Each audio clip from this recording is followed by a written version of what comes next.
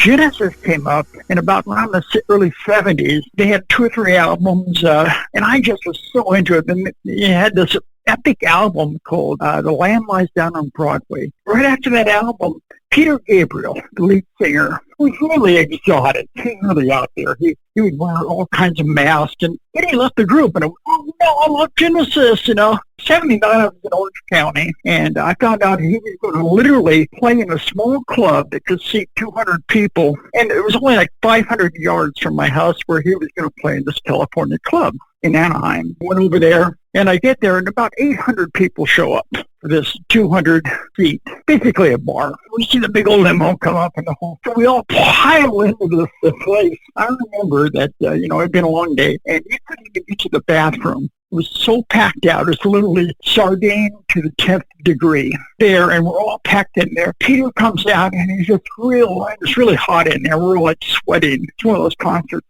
that's kind of like a badge of honor. You want to do a tattoo, it's so cool. He goes into 3 songs, and suddenly the fire department comes rushing in.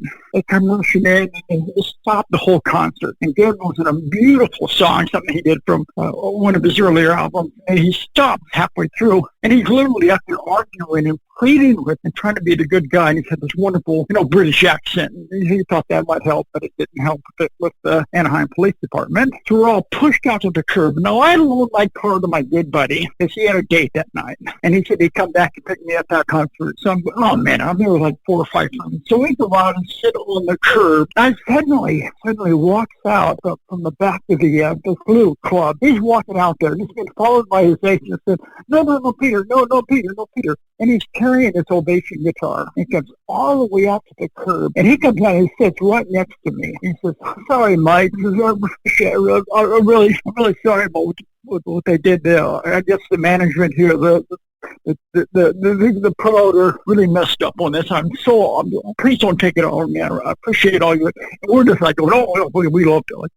Hey, is there any song you guys like to hear? And I go, I would love to hear Salisbury Hill. And he plays Salisbury Hill, and we heard it's been used in so many films too. Plays that thing for us, and I'm just sitting there going, oh my God, this is amazing. So I'm trying to be cool. I'm trying not to look like I'm impressed, and fan. I'm trying to be a cool music critic almost, but it was just so wonderful.